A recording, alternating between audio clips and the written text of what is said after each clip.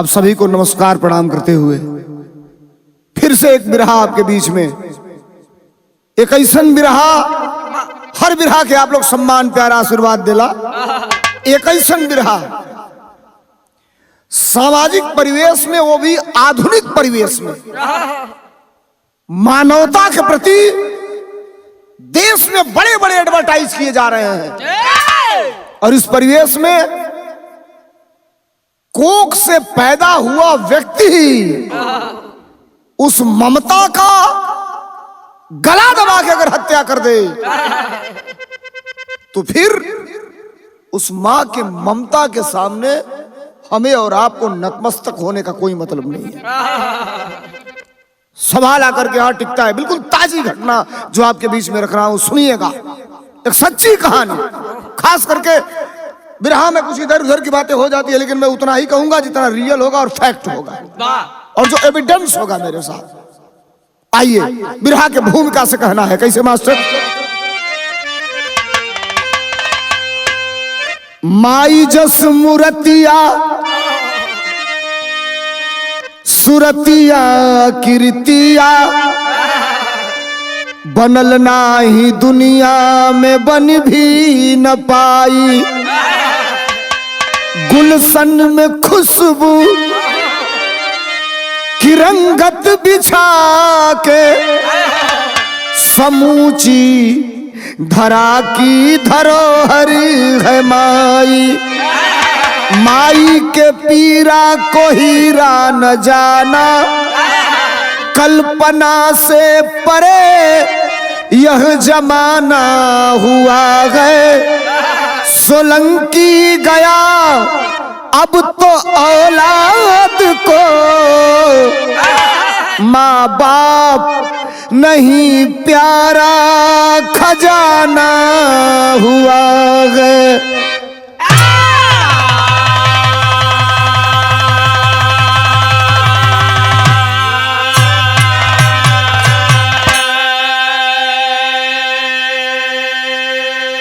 सोलंकी गया अब तो औलाद को, कोटेशन नोट करिएगा, माँ बाप नहीं प्यारा खजाना हुआ है।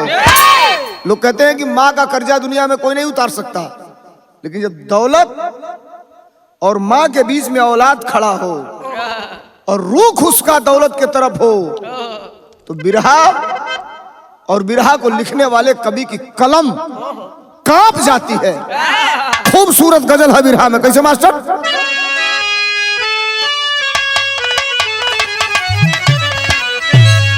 वाह!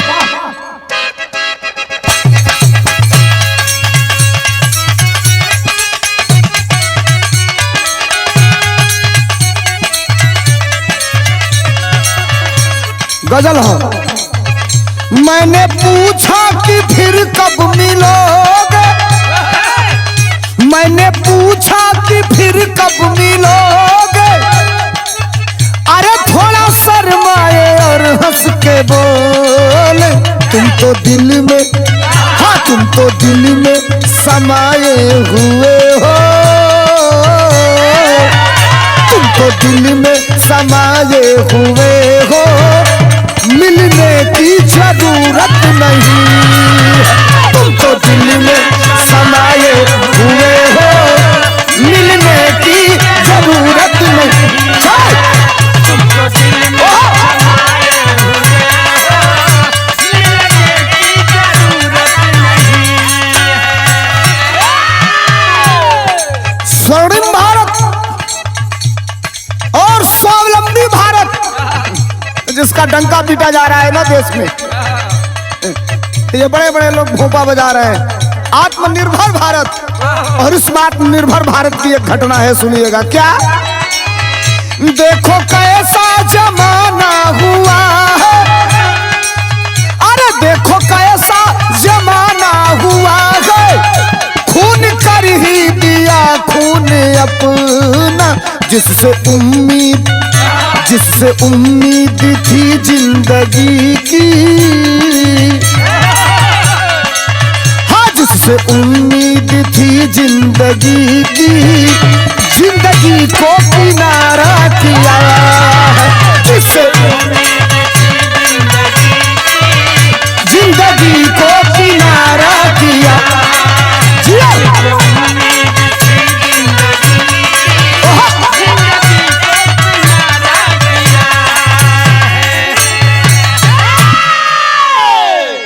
थोड़ा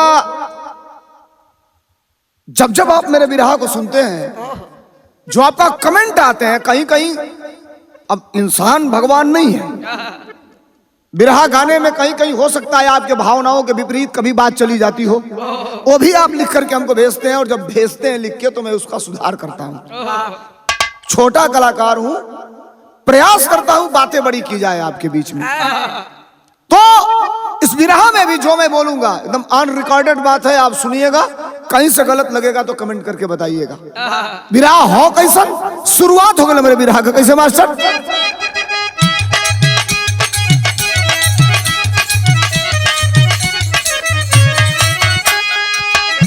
माली की ममता से गुलशन में फूल उगता है, पछतावा होता बन करके जब सूल चुभता है। शुभ चिंता कोई होता ना माँ बाप से बड़ा, बच्चों के लिए खोजते जो चांद का धड़ा। ओम प्रकाश खास है बिहार के वो निवासी, गोपालगंज झझवा के मूल है वासी। पत्नी थी जिनकी प्रतिभा बेजोड़ थी, हरियाणा जाके रहती बस एक होड़ थी। बेटा हिमांशु को पढ़ाऊं सपना गूंथ कर, लुटाती रही पैसा प्यारे आंख मूंद कर। समझिए कहानी को। बिहार प्रदेश में एक जिला है जिस जिला का नाम है गोपालगंज।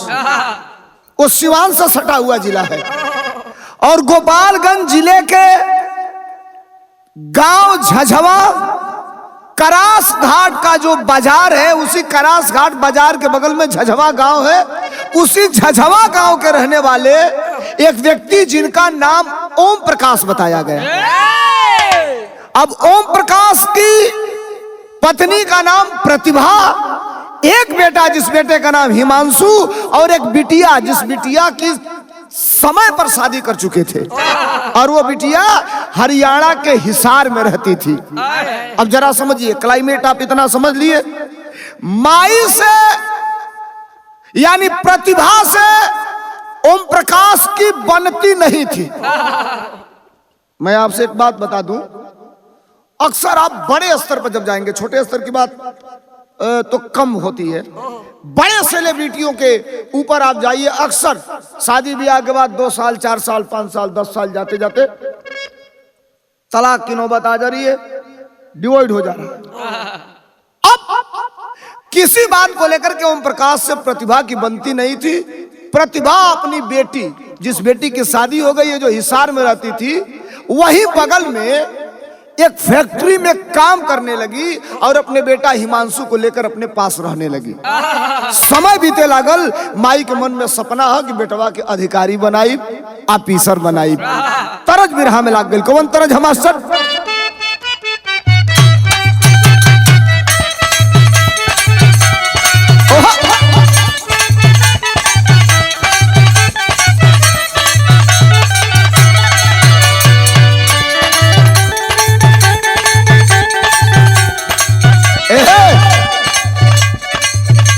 जाड़ा के सीजन में कोनो ननद अपनी भौजाई से कहलस, कहो भौजी, गर्मिया में तो रोज 2-4 टक्कर तो आरा भैया से हो जात रहा। जड़वा भर 9 बजे ले भीतरे ढुकल रहा तलू, भैया की रजैया में रखले रहा तलू। वो भौजैया समझौलस कि नहीं क्यों बुझत, नैहर से हमार भौजाई हमके सिखा के भेजले बिया। का भेजले बिया? अरे भौजी समझौले रहली हमारा के प्यार से,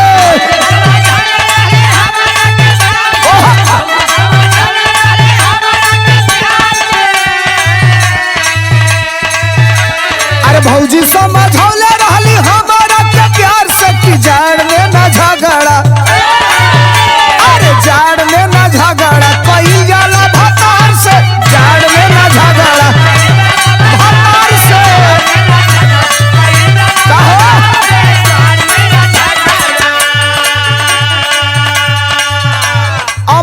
अपने बेटा हिमांशु के, अब किसके लिए कमा रही है? एक बेटा है, उसी के लिए मेहनत कर रही है, फैक्ट्री में काम कर रही है। और काम करते करते माँ के मन में मनसा क्या है? ममता लुटावे माई छाती से लगाई के,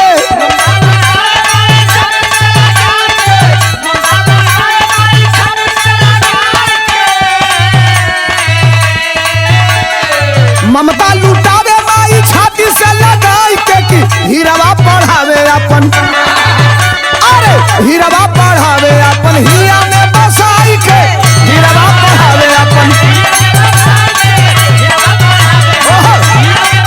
अपने बेटा को। अरे तू का अपने खा के पूरा लाल के खियावे,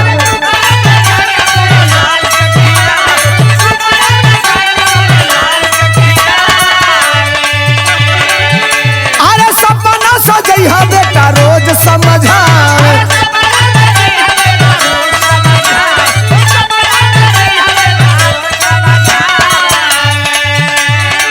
तो बेटा कहे हिमांशु का कहे, अरे सांस ले बे दूधावा का कर्जा चुकाई के,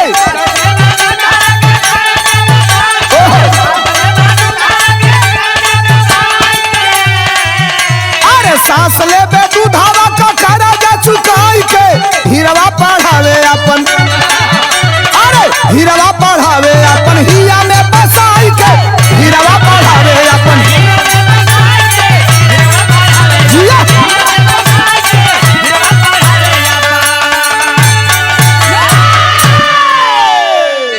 अब जरा समझिए, जिस पत्नी का पति से न बनता हो, यानी पति और पत्नी के बीच में दूरी हो, और वो पत्नी स्वयं काम करती हो, मेहनत मजदूरी करके फैक्ट्री में काम करके अपने बेटा को पढ़ा रही हो, तो लाजमी है, स्वाभाविक है, उस माँ को अपने बेटे से बहुत बड़ी उम्मीद होगी। अब जो कमाती थी, जितना मांगता था उतना उसकी हर कमी को, जो चीज मांगता था उसको पूरा करने का काम करती थी माँ प्रतिभा। लेकिन एक बात मैं आपको बताऊं, आवश्यकता से अधिक दुलार, प्यार, पैसा, रुपया बेटा और बेटी को बिगाड़ के रख देता है। आप रुपया पैसा देंगे, अगर गाइड नहीं करेंगे तो कोई जरूरी नहीं कि लड़का और लड़की सही रास्ते पर ही हो, आपको गाइड करना पड़ेगा। जनरेशन ऐसा आज का हो गया है। माई जब 2000, 4000, 5000, 10,000 मांगे, माई दे दो। हर हिमांशु का कंडीशन का है, तरज लाग गई बिरहा में। कौन तरज है मास्टर?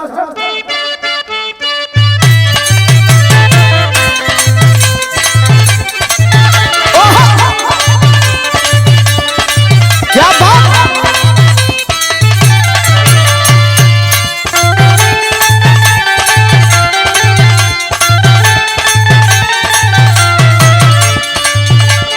मार्केट का नई तरज है, खूब चलता ऑर्केस्ट्रा में इतनी घड़ी। काचे को सैलियन जैसन उमर काचे रही हो, उमर काचे रही हो,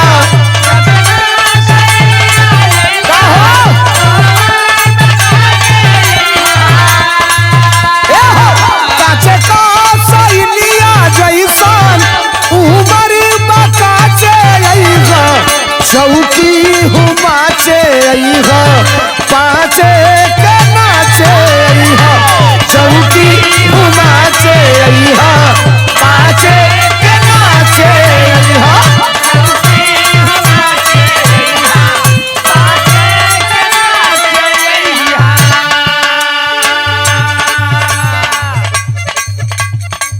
सामाजिक स्तर पे बात कही गई है कि माँ ममता की मूर्त होती है, और दुनिया की हर एक माँ केवल एक ही सपना सजाती है कि मेरा वंश, मेरा बेटा या बेटी सर्वगुण संपन्न हो और सबसे आगे निकले रेस में।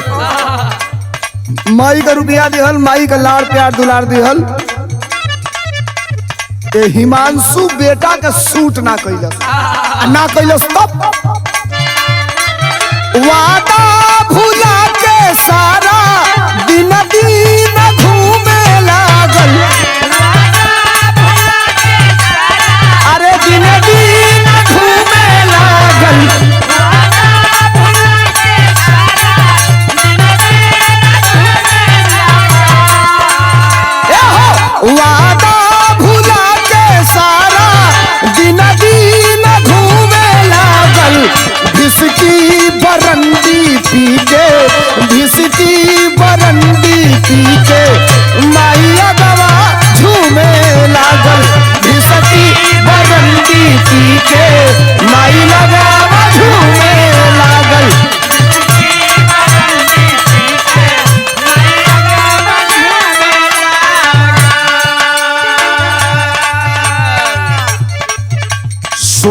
जिस माँ को सपना है कि मेरा बेटा आईपीएस बन गया, सोते हुए जिस माँ को सपना है मेरा बेटा आईएएस बन गया, वही बेटा या नेक्स्ट डे अगले दिन अगर दारू के नशे में आ जाए माँ के सामने, तो आप जरा बताएं कंडीशन क्या होगा। अवाक हो गई वो माँ। दारू के नशे में है कौन? हिमांशु। 1 रुपया कमा नहीं रहा है, पढ़ रहा है, तैयारी कर रहा है, माँ रुपया दे रही है। तब एक ना बात माने लाख समझावे,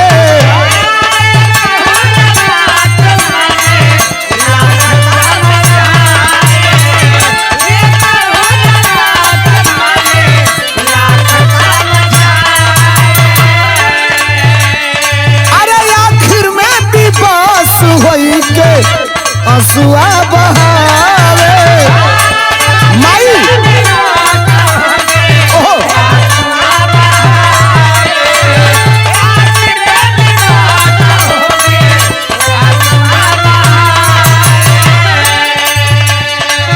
झगड़ा करेला रोजो, झगड़ा करेला रोजो, माथाओ कर घूमे लागल।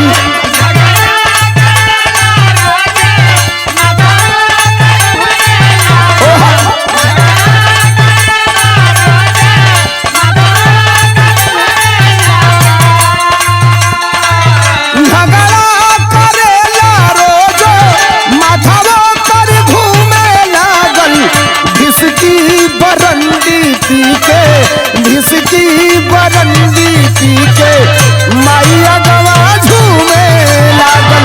इसकी बरंदी पी के माइया गवा झूमे लागल। इसकी बरंदी पी के माइया गवा झूमे लागल। अब समझिए, जो माँ अपने बेटे के लिए सपना सजाई थी, और वो सपना दुनिया का सबसे बड़ा आदमी बनने का सपना हर माँ को होता है, वो बेटा प्रत्यक्षम किम प्रमाणम सामने खड़ा है, दारू के नशा में है, मोह भंग होना चालू हो गया माँ का। अब इसे इतना दुलार, इतना प्यार दिया, ये भी निकल गया निकम्मा। पति तो साथ नहीं दिया, बेटा पे उम्मीद लगाई। जब चित्त और पट भी आपका नहीं होता है तो लगती है कि दुनिया आपकी लुट गई। अब वो माँ चाह कर भी इस बेटा से कटी कटी रहने लगी। खाना बना देती थी, आता था, खा लेता था, पैसा मांगता था, इधर उधर निकल जाती थी। धीरे धीरे धीरे धीरे अब 1 रुपया भी नहीं देना शुरू कर दी, यानी पैसा रुपया देना बंद कर दी। अब ये दारू के नशे में आता था, हित मीत संगी साथी से उधार कर्जा लेते लेते ज्यादा रुपया ले चुका था। डेली घर आता था, दारू के नशे में आता था। अंजाम का निकलल बाबू, विदेशिया लगल बिरहा में। कैसे?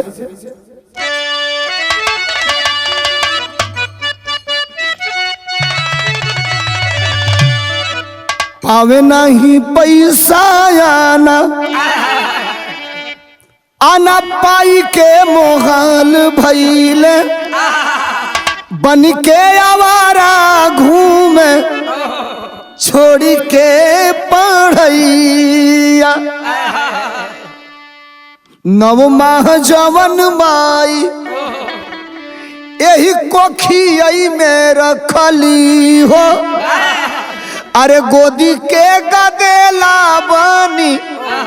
बनी गईले मुदैया।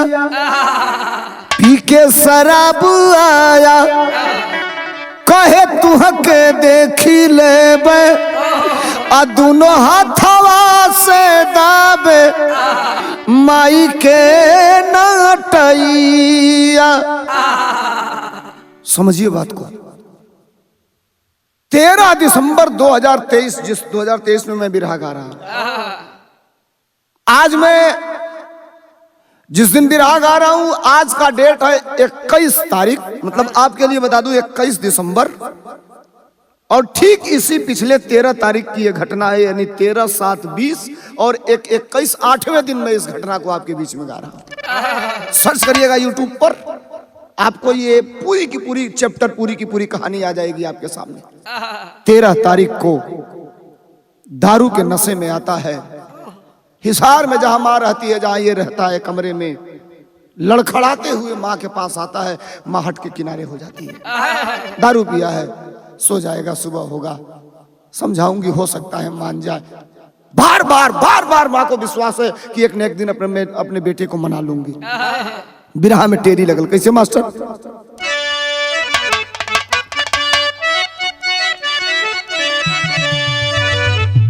माई भी भोजन ना कैले है, बेटा के देख के लेटल है, तब तक उठा दारू के नशे में और एक बाइक माँ के सीने पर बैठ गया।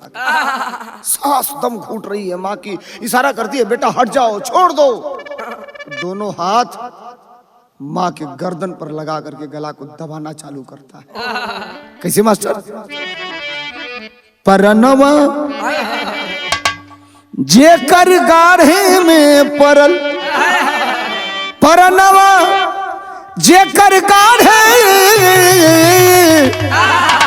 हो, परनवा जेकर गाढ़े में पड़ल, अरे पटके माई के छतिया पर चढ़ल सैतानवा। माँ के सीने पर बैठकर जो हिमांशु, बेटा कहने में अब तो शर्म आती है मुझे, किस मुंह से बेटा कहूं? गद्दार भी नहीं कह सकता, गद्दार तो गद्दारी करता है तो थोड़ा सा जगह छोड़ता है, हत्यारा कहूंगा उसको। माँ के गर्दन को दबाना चालू किया, किसी तरह छटपटा करके थोड़ा सा एक बार हाथ छुड़ाती है, हाथ जोड़ लेती है, हाथ जोड़ करके आंसू आ रहा है, कहती है जो चाहे वो ले लो, छोड़ दो मुझे, बकस दो बेटा। रो रही है माँ।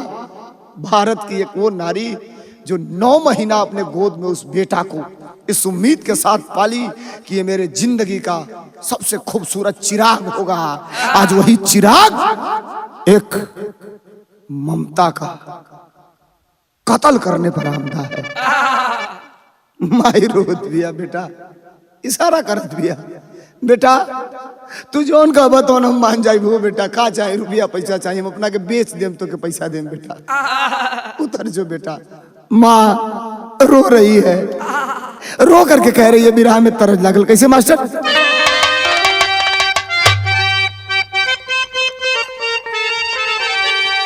जग में माई बिना के हुए, जग में माई बिना के हुए, अरे सहाई ना होई हो, सहाई ना होई, केहू के तनो दुलारी बाकी माई ना होई, केहू के तनो दुलारी बाकी माई ना होई, केहू के तनो दुलारी बाकी माई ना होई। जग में माई बिना केहू ना हो, जग में माई बिना केहू ना सहाई ना होई हो, सहाई ना होई, केहू के तनो दुलारी बाकी माई ना होई, केहू के तनो दुलारी बाकी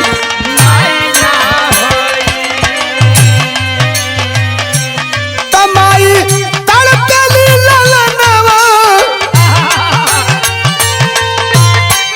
सीने पर बैठा है, गला पर दोनों हाथ लगा करके दबाना चालू किया। माँ की सांसें रुक रही है, रो रही है। माई झर झर झर झर झर रखिया से लोट चलत, माई सारा करत दिया, कुछ बोलल चाह दिया, मुहवा से आवाजिए नहीं निकलत। कैसे? माई तड़पेली ललनवा, कसाई ना सुने हो, कसाई ना सुने, मारा जान मती हीरावा दोहाई ना सुने, मारा जान मती हीरावा दोहाई ना सुने, हो मारा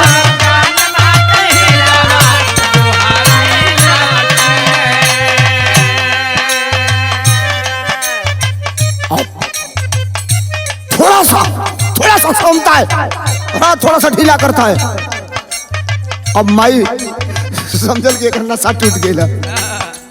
अब धीरे से माई कहस की, ए बेटा माई के मारी के तू माई के मार के तू माई कहाँ पैबा बेटा फिर जगह का माई कहबा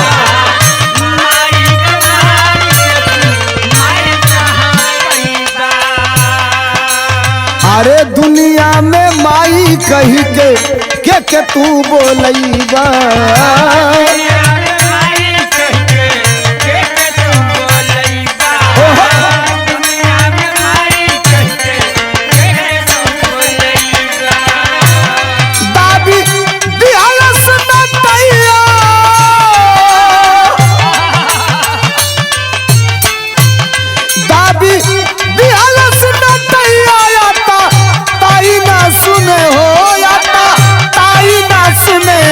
मारा जान मती हीरावा दोहाई ना सुने मारा जान मती हीरावा दोहाई ना सुने मारा जान मती हीरावा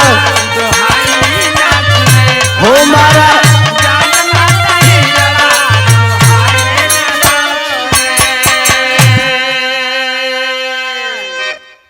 जो मैं कह रहा हूं ये कोई किताबी बात नहीं कह रहा, किसी पत्रकार ने लिख दिया ये नहीं कह रहा हूं, और किसी यूट्यूबर ने अपने मुंह से बोल दिया ये नहीं कह रहा हूं। स्वयं मुजरिम ने यानी हिमांशु ने ये कबूला है कि मेरे नशे में चूर था, रुपया मेरी मां नहीं देती थी, मैं सीने पे चढ़ गया, गला दबाते गया। अब आप बताएं, उसके कहने पर भी उसके चेहरे पे लेस मात का शिकन नहीं था, और तब तक दबाता गया जब तक उमा इस दुनिया को छोड़ के अलविदा नहीं हो गई। मर गई उमा, अब खूब तेज दबावे लगल, अब कोई शरीर में हलचल नहीं आ रही है। अब तो इसका दारू का नशा, जब उसे बढ़हन चीज सामने आ जाए तो कुल नशा खत्म हो जाला। अब तो ये डर गया, अरे बाप रे बाप, माँ तो मर गई, सुबह होगा लोग जानेंगे, और जानेंगे मैं जेल जाऊंगा, बहन को बताता हूं तो भी मैं जेल जाऊंगा, पाप भी मुझे लगेगा। अब देखिए नशा में है, इसके दिमाग में एक बात आ गई कि इलाहाबाद प्रयाग में जो अपने माँ बाप का दाह संस्कार कर देता है उसे मोक्ष की प्राप्ति होती है। जरा समझिए, ये मैं नहीं कह रहा हूं, ये स्वयं उसने कबूला है।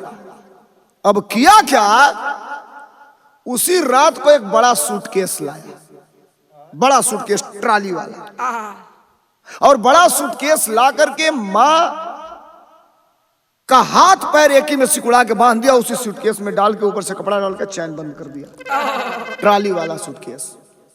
और डाल करके करता क्या है, तरस लग गई बिरहा में। कैसे मास्टर?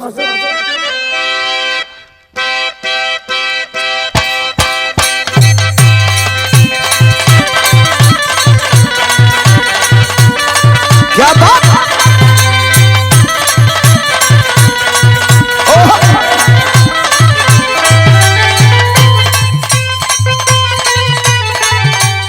तरज अखियां बंद करी जब जब, अखियां बंद करी जब जब आवेलू तू ख्याल में, एगो चुम्मा दे के गाल में, कौन हलू ये हाल में, एगो चुम्मा दे के गाल में, कौन हलू ये हाल में, एगो चुम्मा दे के गाल में।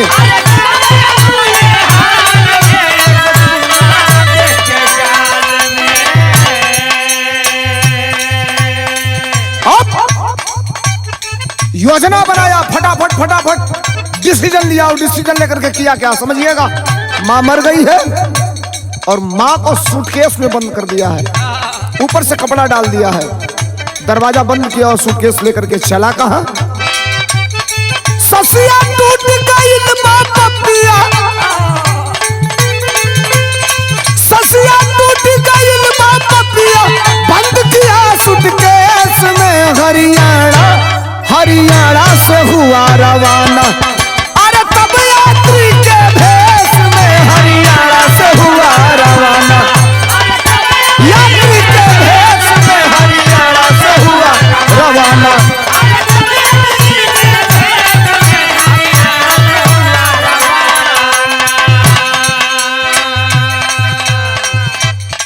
मन में क्या है इसके? गंगा में बहा के लाश पाप धोई लेबे।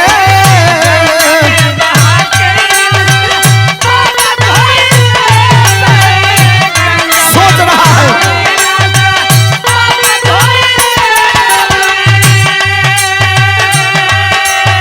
देखिए मन नादान है।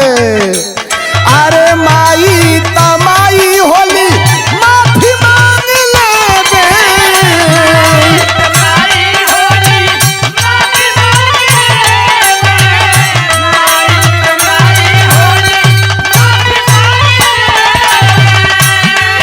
अरे लाश सफरिया करे ट्रेन में, लाश सफरिया करे ट्रेन में, जाने वो कौन देश में। हरियाणा हरियाणा से हुआ रवाना। अरे तब यात्री के भेष में हरियाणा से हुआ रवाना। भेष में हरियाणा से हुआ रवाना।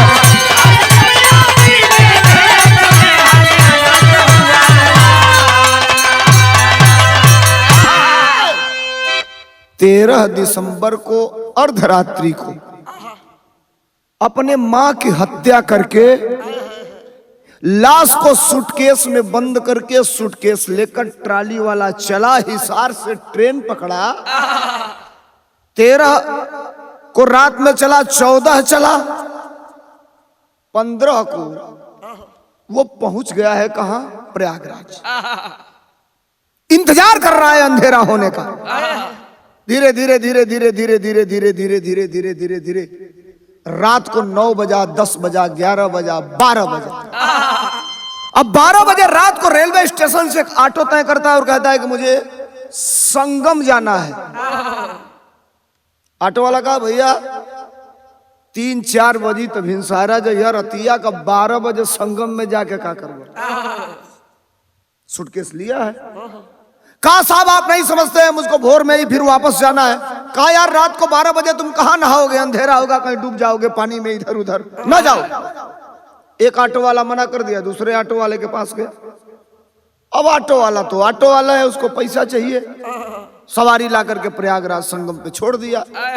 अब सूटकेस लेके इधर उधर इधर उधर डगरा रहा है, किधर नहाऊं। कभी सोच रहा है नाव पे ही छोड़ दूं लाश को, फिर सोचा नहीं, लाश अगर बरामद हो जाएगी, शिनाख्त हो जाएगी तो मैं शक के दायरे में आ जाऊंगा।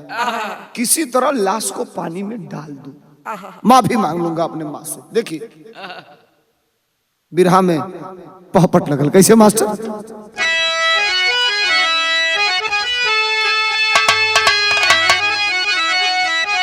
अरे दुनिया जेहि संगम पर करे नहनवा प्रयाग नगरी में, अल्लाह के लसिया पहुंचा है सैतनवा प्रयाग नगरी में।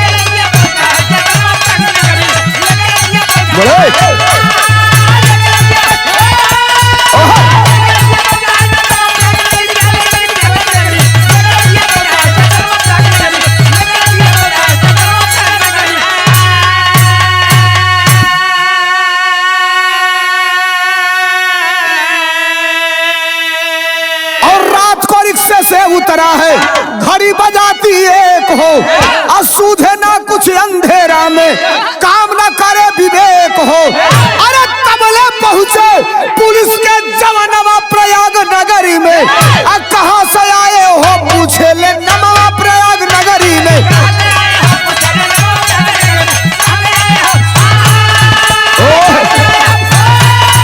चलो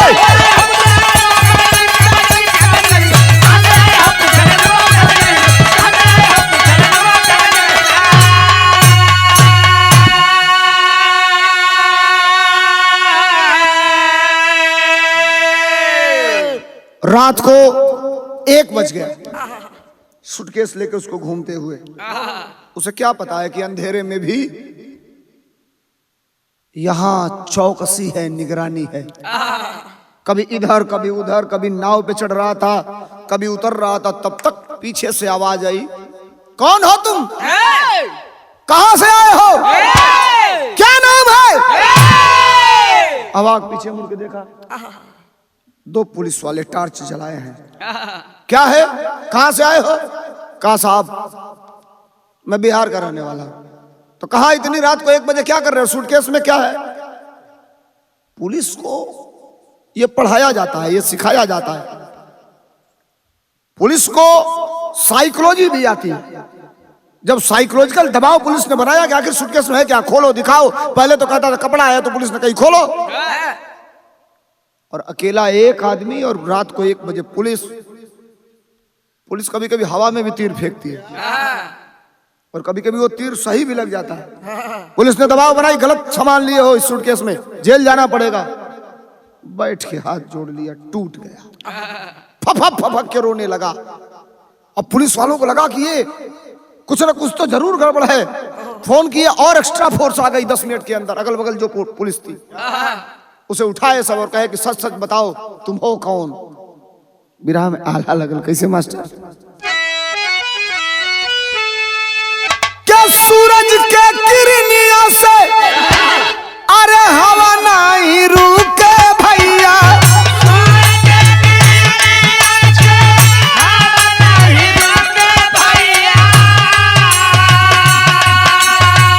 छुपे ना बदरिया में पूनम के चाँद,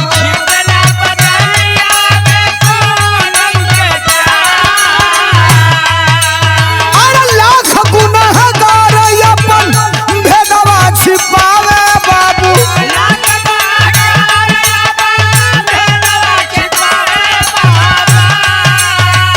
चेहरा से होई जाला वो कर पहचान,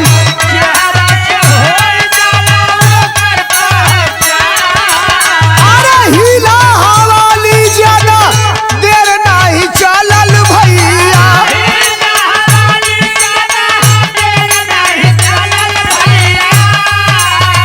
बैग खोलवा के पुलिस भइल हैरान,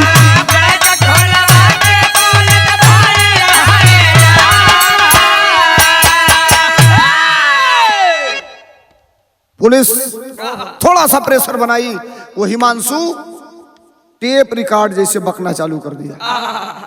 मेरी माँ है? पुलिस वाला कहते तेरी माँ कहाँ?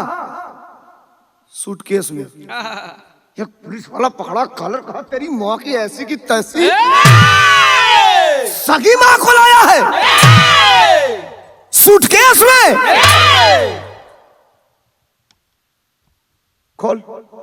खुलवाया सूटकेस। कहा तेरी अपनी माँ है? कहा साहब। तुमने मारा? कहा यस साहब। हाथ नहीं कांपे तुम्हारे? दया नहीं आई तुम्हें अपनी माँ को मारते हुए? चेहरा छिपा के रोना चालू किया। उठा के डंडा, 20 डंडा दोनों पुलिस वाले तड़ातर साले। तू बेटा है, बेटा कहने के लायक है? कहा साहब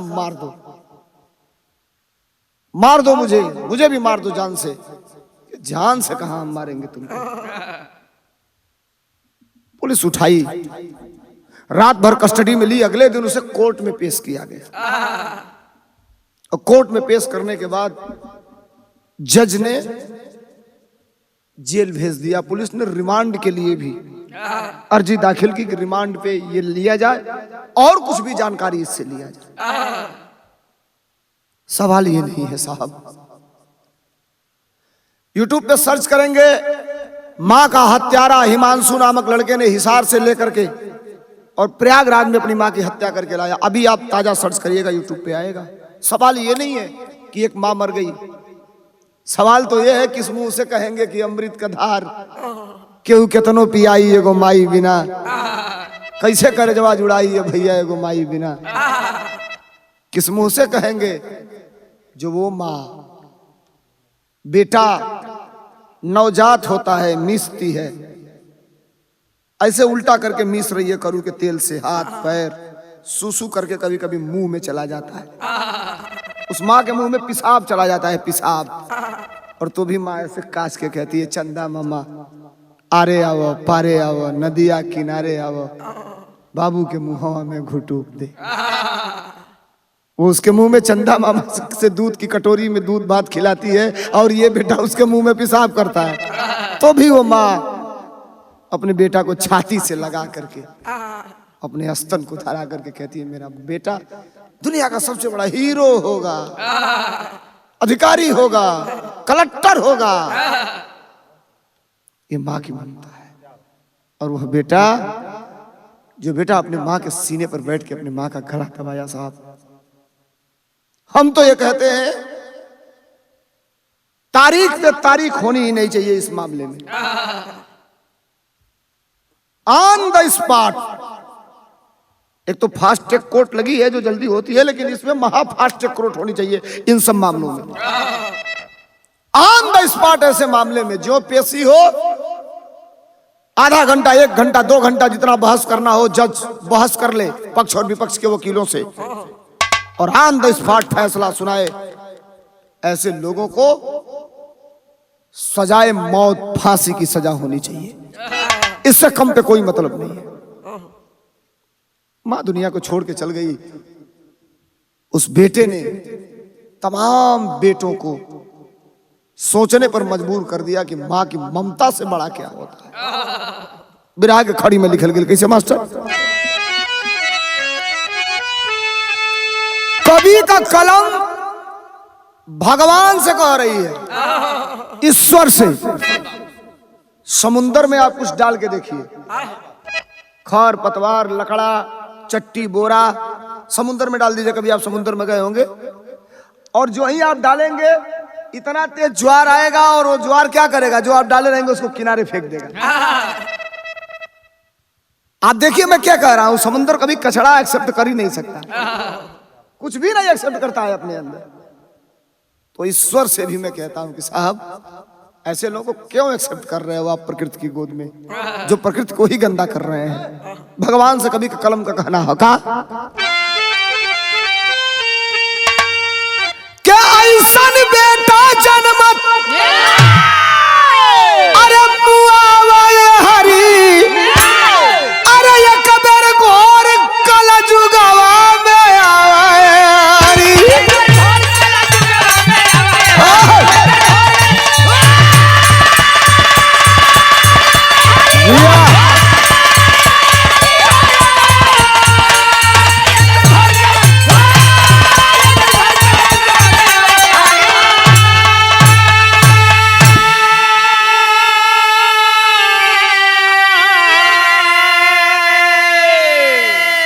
एक साला ये बेटा है, ये भारत की भूमि है, स्वावलंबी, गौरवान्वित, और ये भूमि पूजनीय धरती है, देवों की धरती है, भारत की धरती।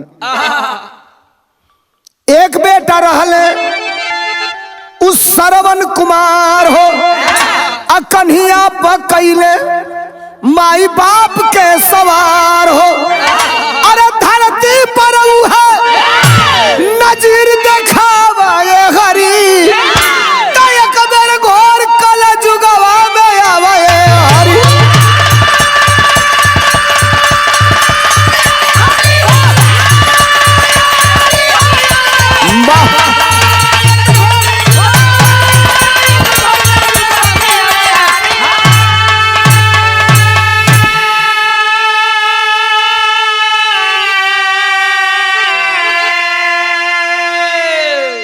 अब बताएं, अगर 1 घंटा पुलिस नहीं आती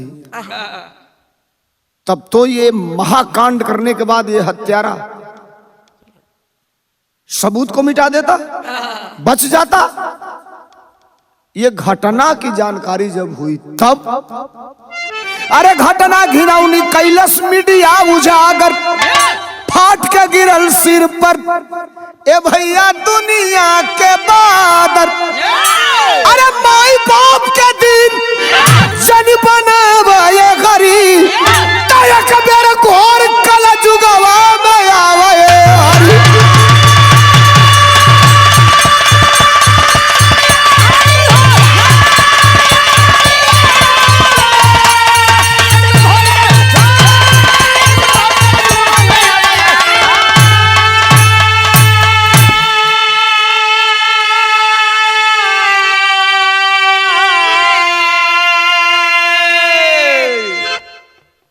बार घोर कल जुगवा में आवे हरि।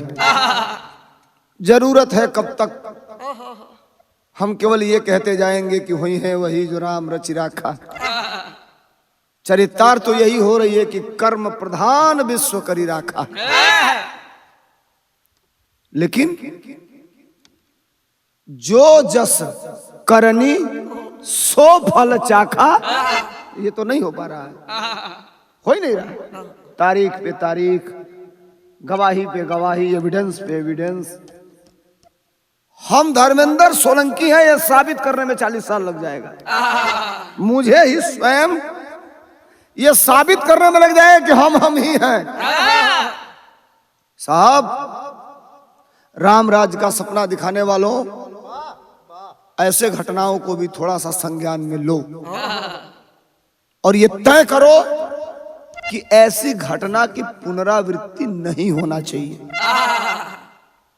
अगर मंदिरों में राम और सीता को पूजवा सकते हो तो घर के अंदर जो कौशल्या है उसकी हिफाजत करना भी राम का दायित्व है।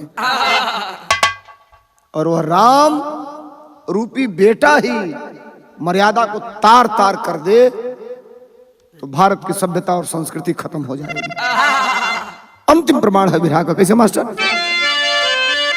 गुरु बिहारी गुरु गणेश को बाउर लगे जमाना, स्वर्ग गए चंद्रिका कभी छल के दुख का पैमाना।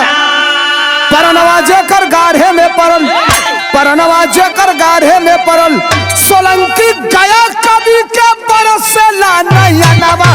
परनवाजे कर गाढ़े में परल।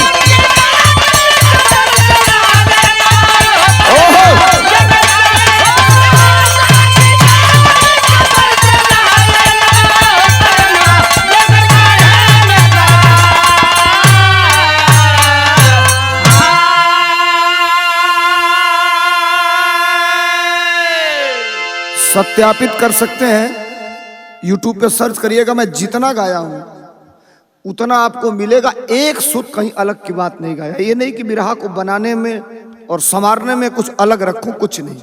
एविडेंस के साथ आपके बीच में रखा हूं। कमेंट जरूर करिएगा, प्रक्रिया जरूर करके बताइएगा और बताइएगा अब कैसा बिरहा सुनना चाहते हैं। धन्यवाद।